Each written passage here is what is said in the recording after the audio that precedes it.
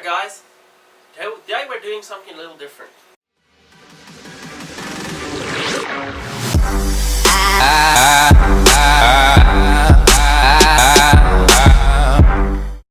We'll be fixing this LG LCD. I've already stripped the whole thing. And checked everything. So, what I found the problem to be is a very common problem on LCDs. When you are repairing these things, you tend to realize certain problems that occur very often.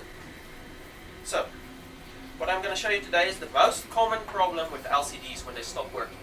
What will happen, the symptoms of this problem is usually the light will flash on the screen and it won't turn on, or there will be no light flashing on the screen and it won't turn on, or when the screen turns on it will turn off immediately again afterwards. But overall it's a power supply problem, usually. So, mostly on these power supplies you'll be able to see these capacitors on your power supply blown up a little bit, because they're electrolytic capacitors. These capacitors are filter capacitors for your power supply. These things filter the dirty power coming in from the plug. Now, when these capacitors blows up, they are not accurate anymore and they tend to make the power supply unstable, causing the whole display to be unstable. The power going through to the display card also becomes unstable and nothing good comes from that there. So, I already tested this power supply and I determined that all of these capacitors are not reading correctly. So today I'll just be showing you guys how to replace these capacitors. Okay, so first thing first, we're going to have to remove the board from this holder. So we remove the cables. This could be a little difficult. Okay, I'm just going to leave that there. Now, just remove all the screws.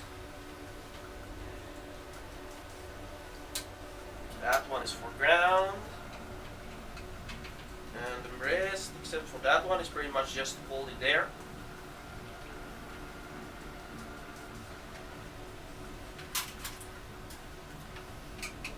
Okay. That.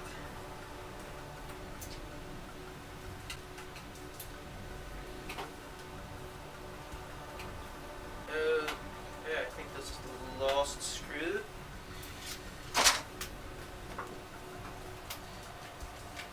Okay.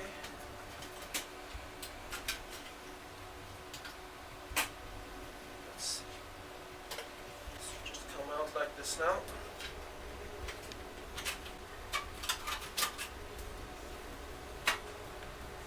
Okay, now just for safety purposes, I want to talk about these capacitors on this board as well.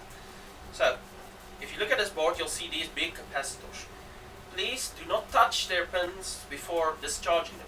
It's pretty darn easy to discharge these capacitors. The easiest way is to just short them out.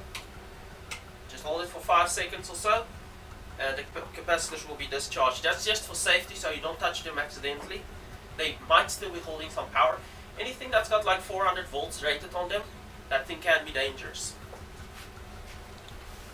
Okay, so the first thing you would test on this power supply when the screen is not getting any power is the fuse. You test the fuse and see if the fuse is still working. If you've got power from the fuse, you'll check your capacitors. Mainly they are the first thing to go, and anything else on this thing, if it's gone, you're pretty much doomed. You're not going to fix the screen. So the other thing that can go is your inverter. That's this area of the board.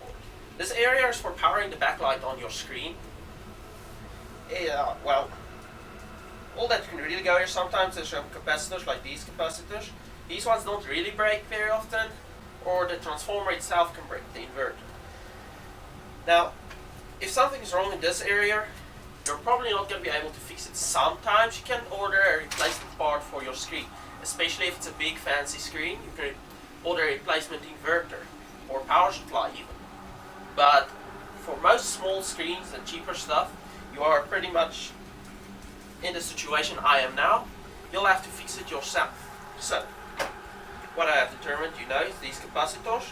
Now, when I was out scratching in my bin of capacitors, looking for capacitors, I could not find all the correct capacitors. here's a hint. If you are replacing capacitors and you are like, say, you found a capacitor that's blown.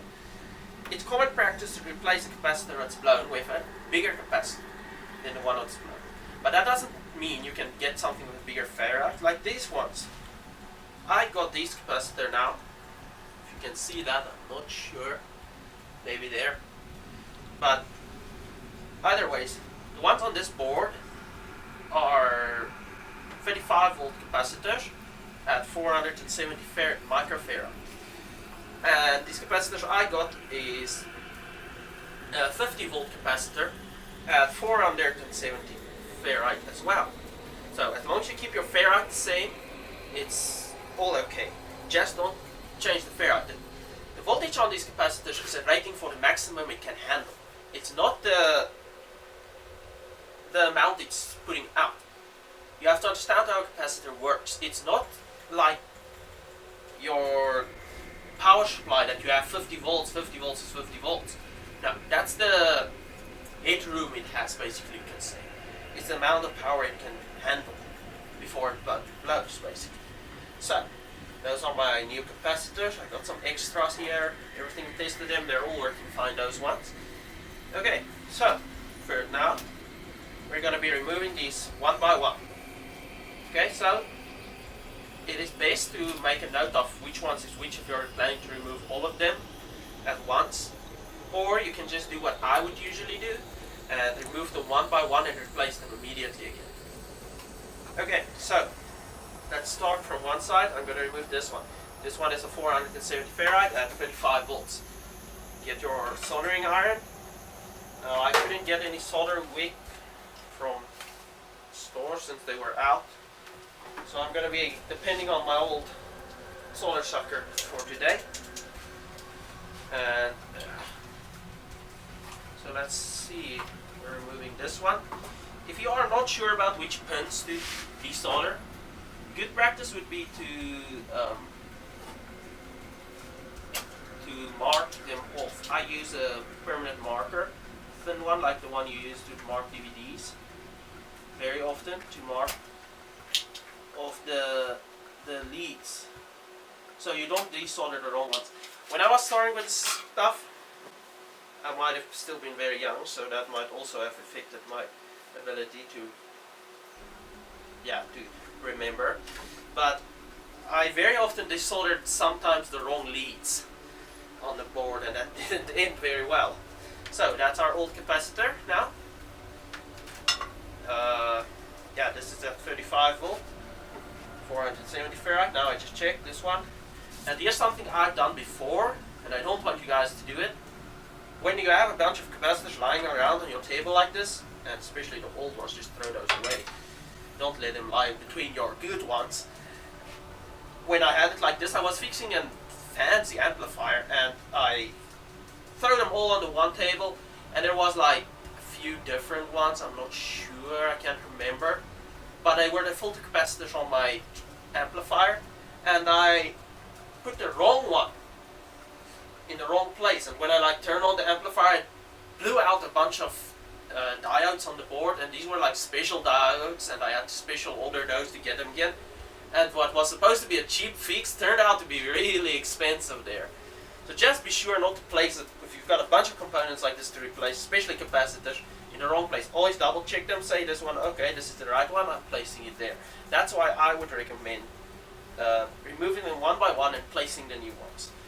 So, because this is an old capacitor, I didn't clean them properly because I'm removing them very quickly from the PC boards I'm removing them from, because they're scrap PC boards. I don't care about them, so I will one day describe the method I use. Today I won't have time, so I'm just cleaning the tips a little bit to make it easier to get it in. Okay, then other thing you just have to check is the points on the capacitor. Usually your board will have one side marked white for the negative, or it will have like this little marking here for negative. This one also has a marking for positive. Now the negative is easy to now it's the little white stripe on the capacitor side, that is the negative side of the capacitor. So, there you go. Now I'm putting this one into the board like this. And there it is. Now, when you're putting in second-hand capacitors, you have this problem where you don't have the long leads to hold it there. So it is a little harder, but I usually just hold it down and bend the pins a little bit, and it's fine afterwards. Now I'm taking my solder. I have a little piece here that I just scratched out just before the video. Okay, so now I just heat up the surface area first. Now when you're soldering, many people make the mistake to just try and melt the solder. The correct method is to heat up both surfaces first and then melt the solder, so that all of the metals turns to the same temperature so they can take on each other. And that's basically now that. Now you just do that with all of the capacitors. And so I'm going to do that with all of them now, and I'll see you in a little bit.